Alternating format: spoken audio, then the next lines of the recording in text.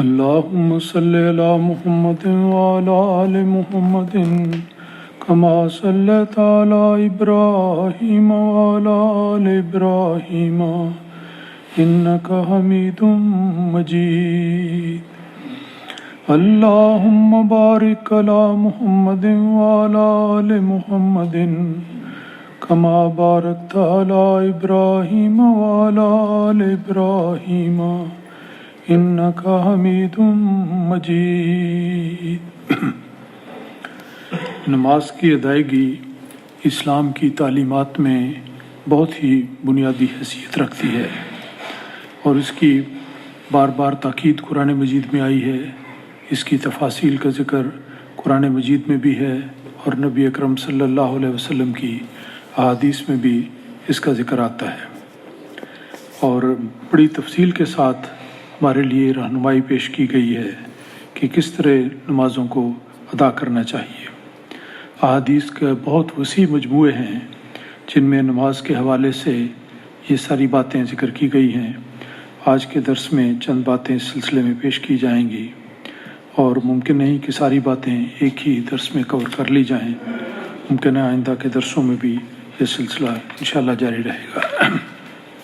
عن علی رضی اللہ عنہ ان النبی صلی اللہ علیہ وسلم قال، حضرت علی رضی اللہ تعالیٰ عنہ روایت کرتے ہیں کہ نبی اکرم صلی اللہ علیہ وسلم نے ارشاد فرمایا، مفتاح الصلاۃ الطہور، یاد رکھو کہ نماز کی کلید طہارت ہے. پاکیزگی نماز کی کلید ہے. نماز کا مقصد ہی پاکیزگی اور طہارت کو حاصل کرنا ہے. تو اگر نماز سے پہلے طہارت کے اصول نہ اپنائے جائیں اور اس کا اہتمام نہ کیا جائے تو ہماری نماز صحیح طور پر مکمل نہیں ہوتی. اس سلسلے میں ایک واضح اشارہ تو وضو کرنے کا ہے جس کے بارے میں بڑی تفصیلی حدیث گزشتہ ایک درس میں بیان ہو چکی ہے. وضو سے مقصد یہ ہوتا ہے کہ انسان جسمانی طور پر بھی، ذہنی طور پر بھی اور روحانی طور پر بھی پوری طرح صاف اور مطہر ہو جائے. اگر کوئی سستی، کسل، غفلت وہ بھی دور ہو جائے، انسان کا جسم بھی پاک ہو، لباس بھی پاک ہو اور ذہنی خیالات بھی پاک ہوں. ان سب باتوں کو مجموعی طور پر اگر طہارت کہا جائے تو رسول پاک صلی اللہ علیہ وسلم نے فرمایا کہ نماز کی کلید طہارت ہے. اس بات کو ہمیشہ یاد رکھنا چاہیے اور ہر پہلو سے اس کا خیال رکھنا چاہیے. پھر آپ نے فرمایا کہ نماز کی تحریم تکبیر ہے اور نماز کی تحلیل تسلیم ہے. یہ الفاظ ہیں جن کی وضاحت کی ضرورت ہے. پہلے فرمایا کہ نماز کی تحریم تکبیر ہے، یعنی جب اللہ اکبر کہہ دیا جاتا ہے جس کو تکبیر کہنا کہتے ہیں، اس کے بعد نماز کے علاوہ کوئی اور بات یا کوئی اور کام کرنا منع ہو جاتا ہے. یہ فرض نماز کی بات ہو رہی ہے کہ جس وقت مسجد میں آتے ہیں اور تکبیر کہی جاتی ہے، جس کو تکبیر بھی کہتے ہیں اور تکبیر الاقامہ بھی کہتے ہیں یا اقامت بھی کہا جاتا ہے، کہ جب تکبیر ہو جاتی ہے، اقامت ہو جاتی ہے، اس کے بعد جب اللہ اکبر کہا جاتا ہے تو نماز کے علاوہ کوئی اور بات یا کوئی اور کام کرنا منع ہو جاتا ہے. مکمل طور پر انسان کو یکسوئی کے ساتھ ہر دوسری چیز کو چھوڑتے ہوئے نماز میں شامل ہونا لازم ہے. اور پھر دوسرا فرمایا کہ نماز کی تحلیل تسلیم ہے. تسلیم کہتے ہیں السلام علیکم کہنے کو. جب نماز ختم کرتے ہوئے دائیں طرف رخ موڑ کر السلام علیکم کہا جاتا ہے، پھر بائیں طرف رخ موڑ کر السلام علیکم کہا جاتا ہے، تو اس کو کہتے ہیں تسلیم. اور فرمایا کہ نماز کی تحلیل تسلیم ہے، یعنی جب سلام کہہ دیا جاتا ہے تو اس کے بعد وہ تمام کام جو اس سے پہلے منع تھے وہ جائز ہو جاتے ہیں. مثلا ادھر ادھر دیکھنا پہلے نماز میں منع ہوتا ہے، بعد میں آدمی دیکھ سکتا ہے.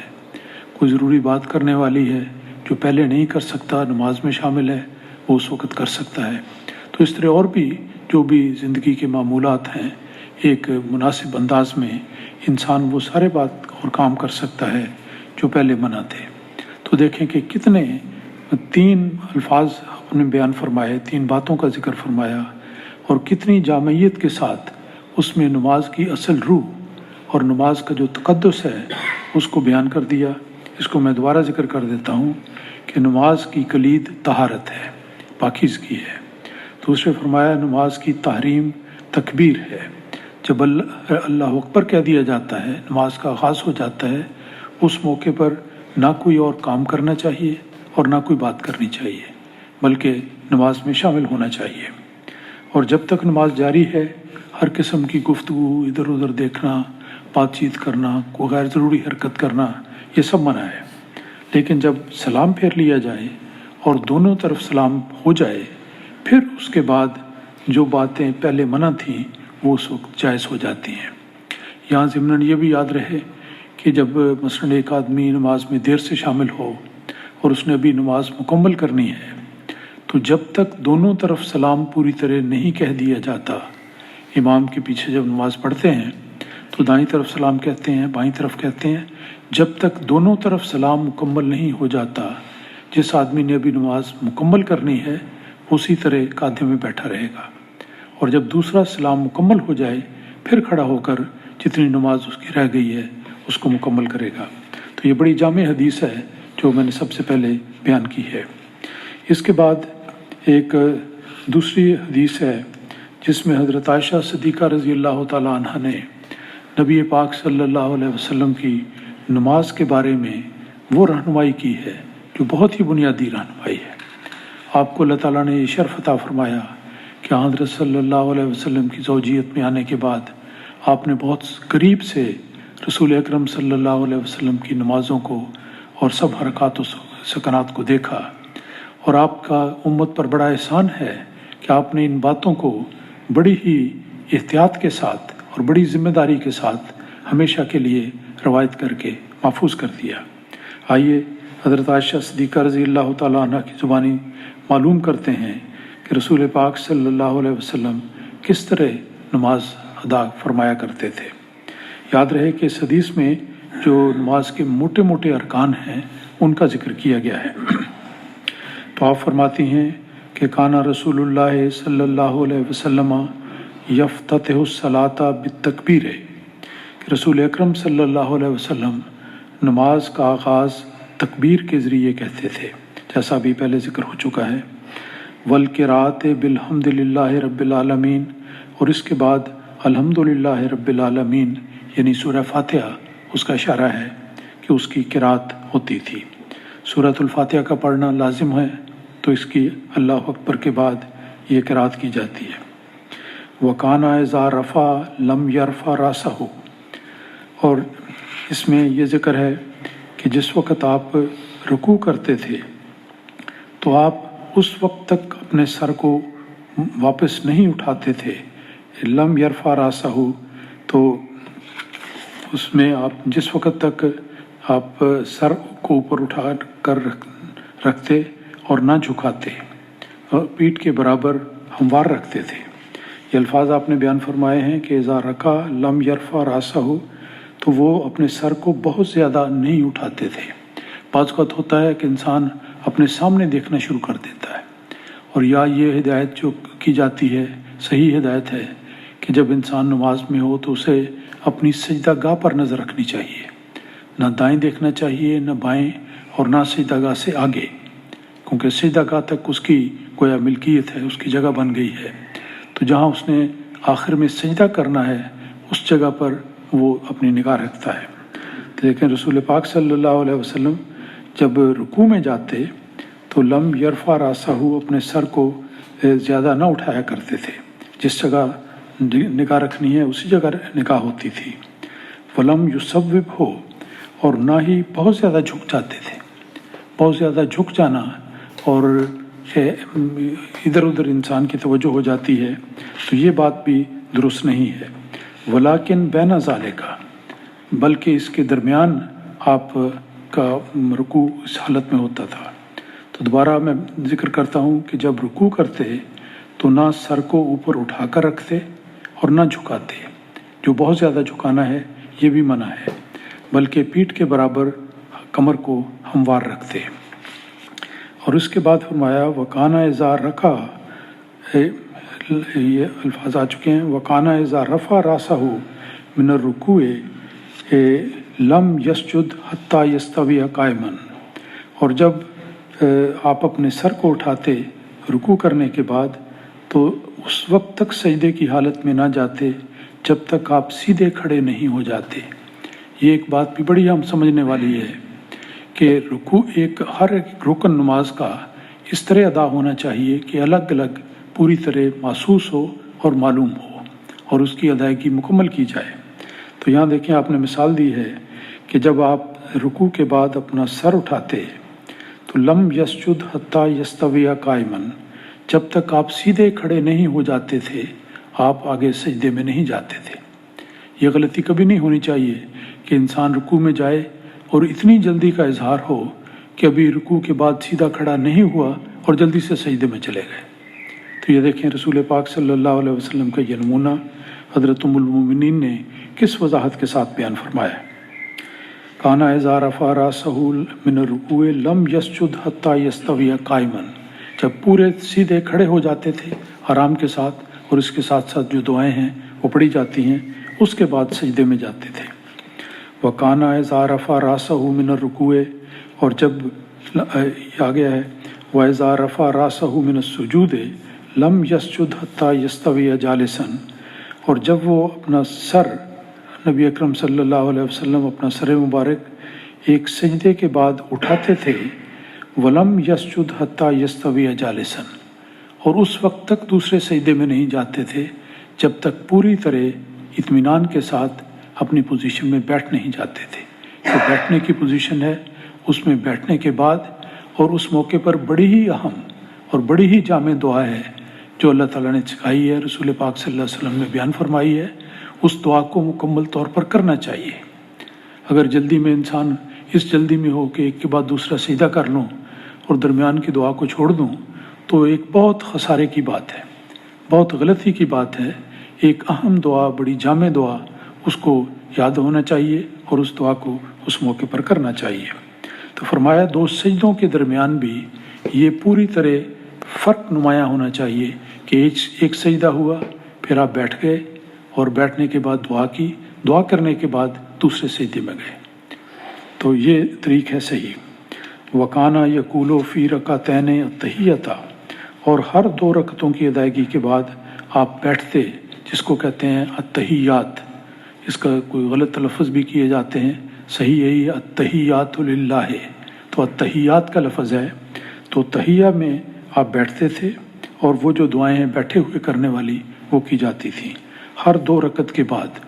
تو جب بھی نماز کی اگر مثلاً 2 رکعتیں ہیں تو 2 رکعتوں کے بعد واضح ہے، اور 3 ہیں تو 2 رکعتیں کرنے کے بعد تحیات میں بیٹھنا اور پھر کھڑے ہو کر تیسری رکعت پڑھنا۔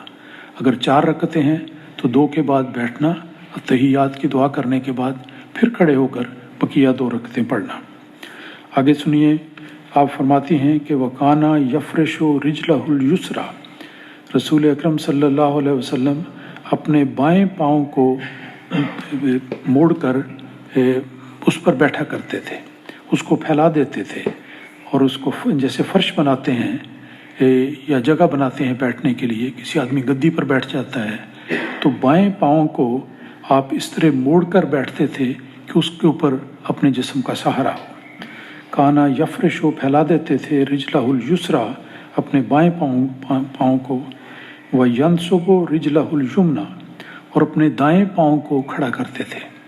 تو دائیں پاؤں کا سہارا ہے بیٹھتے ہوئے، اور اس جسم کا سارا بوجھ ہوگا بائیں پاؤں پر۔ اس بائیں پاؤں کو اس طرح موڑا جائے کہ اس کے اوپر آدمی آرام کے ساتھ بیٹھ جائے۔ اور حقیقت میں دیکھیں آپ تجربہ کر کے کہ یہ بیٹھنے کی طرز ایسی ہے جس سے انسان پوری یکسوئی کے ساتھ، تحمل کے ساتھ اور پوری سہولت کے ساتھ بیٹھ جاتا ہے، اور اپنے سارا جسم کا بوجھ اس کے پاؤں کے اوپر آ جاتا ہے۔ لیکن یہ واضح رہے کہ بائیں پاؤں کو پھیلایا جاتا ہے اور دائیں پاؤں کو کھڑا کیا جاتا ہے۔ وَقَانَ يَنْهَا عَنْ عَقْبِ الشَّيْطَانِ، اور یہ بھی آپ نے فرمایا کہ رسول پاک صلی اللہ علیہ وسلم اس بات سے سختی سے منع فرمایا کرتے تھے کہ کوئی انسان اپنی ایڑیوں کے بل بیٹھے، کہ اپنے پنجوں کو دورہ کر کے پاؤں کو دونوں کو سیدھا کھڑا رکھے اور ایڑیوں پر آ کر بیٹھ جانا، اس بات سے آپ بڑی سختی سے منع فرمایا کرتے تھے۔ اور اس بیٹھنے کی طرز کو शैतान के बैठने की तरस करार दिया गया है। अल्फाज हैं काना यनहा अन अकब शैतान, तो इस बात से बैठते मना फरमाते थे कि इंसान इस तरह पर एड़ियों पर बैठे कि एड़ियों को उसने खड़ा किया हुआ है और पंजे नीचे से मुड़े हुए हैं और एड़ियों के ऊपर बैठ जाना, ये तरीक शैतान के बैठने का तरीक है, इससे मना किया गया। वकाना यनहा अन यफ्तरशर रजुलो ज़राय है इफ्तराशल कल्बे, और सजदे की हालत में ये बात याद रखनी चाहिए कि आप इस बात से सख्ती से मना कर फरमाया करते थे कि आदमी कोई इस तरह अपने बाजुओं को ज़मीन पर या फर्श पर या कालीन पर जहाँ पर भी वो नमाज़ पढ़ रहा है इस तरह पर फैला दे जिस तरह एक कुत्ता बैठते हुए अपने बाजू को फैलाता है। ये देखें नबी अकरम सल्लल्लाहु अलैहि वसल्लम ने किस तरह एक एक बात को खूब खोल कर बयान किया और हज़रत उम्मुल मोमिनीन ने इसको बयान किया। ज़रा गौर करें कि बाज़ वक़्त ऐसा होता है कि सहूलत की खातिर इंसान अपने सारे बाजू को फ़र्श पर या ज़मीन पर या चटाई पर जहाँ नमाज पढ़ी जा रही है उसको फैला देता है ताकि पूरा आराम उसको नसीब हो जाए और बड़ी सहूलत के साथ इस तरह हो। लेकिन ये बैठने की तरस आपने मिसाल बयान फरमाई इफ्तराशल कल्ब है, ये एक कुत्ते के बैठने का तरीका है। इसको इख्तियार नहीं करना चाहिए बल्कि इस तरह होना चाहिए कि दोनों हाथ दाएं और बाएं ये ज़मीन पर हों, लेकिन कोनियाँ जो हैं ये ज़मीन से ऊपर उठी हों, इनको नीचे नहीं लगाना चाहिए और ना ही कोनियों को जिस्म के साथ लगाएं और ना ही उनको घुटनों के साथ लगाएं, अपनी रानों के साथ लगाएं। गोया कोई सहारा नहीं लेना चाहिए बल्कि अपने वज़न पर एहतियात के साथ रुकू में जाना चाहिए। ये देखें कितनी वजाहत हो जाती है कि रुकू में जाते हुए मुस्तैदी के साथ रुकू करना चाहिए। ऐसा सहारा लेना जिसके बाद गुनूदगी तारी हो जाए, इंसान को नींद आ जाए, बेतवज्जुकी हो जाए और पूरी तरह नमाज की तरफ तो जो कायम न रहे, ये बातें नहीं होनी चाहिए। तो ये वसात से आपने बयान फरमाया और आखिर में फरमाती हैं वकाना यख्तमुस्सलाता बित्तस्लीम, आखिर में जब नमाज मुकम्मल हो जाती तो रसूल पाक सल्लल्लाहु अलैहि वसल्लम नमाज को ख़त्म करते हुए बित्तस्लीम में अस्सलामु अलैकुम कहते थे, दाएं तरफ भी और बाएं तरफ भी। तो ये एक बहुत ही जामे हदीस है जिसमें नबी अकरम सल्लल्लाहु अलैहि वसल्लम के नमाज अदा करने के तरीक़ की वजाहत की गई है। और एक दूसरी हदीस का एक फ़िक्रा मैं आपके सामने रखता हूँ जिसमें रसूल पाक सल्लल्लाहु अलैहि वसल्लम ने एक ग्रुप को जो आपके पास आए कुछ अफराद रहने के लिए, जब वो जाने लगे तो उन्हें नमाज की ताकीद करते हुए एक फ़िक्रा फरमाया जो आज भी कल भी और हमेशा के लिए सारी उम्मत के लिए रहनुमाई का असूल है। आपने फरमाया वसल्लू कमा रअयतुमूनी उसल्ली, कि जिस तरह तुम मुझे नमाज पढ़ते हुए देखते हो उसी तरह अपनी नमाज अदा किया करो। तो ये आपकी अलविदाई नसीहत थी उन लोगों को जो तरबियत में रहने के बाद वापस अपने घरों को जा रहे थे कि देखो जहाँ भी हो जब भी तुम नमाज अदा करो तो मेरे इस नमूने को याद रखो जिसकी वजाहत हो चुकी, वसल्लू कमा रअयतुमूनी उसल्ली, जिस तरह तुम मुझे नमाज अदा करते हुए देखते हो इसी तरह अपनी नमाजें अदा करें। अल्लाह ताला हमें इसकी तौफीक अता फरमाए।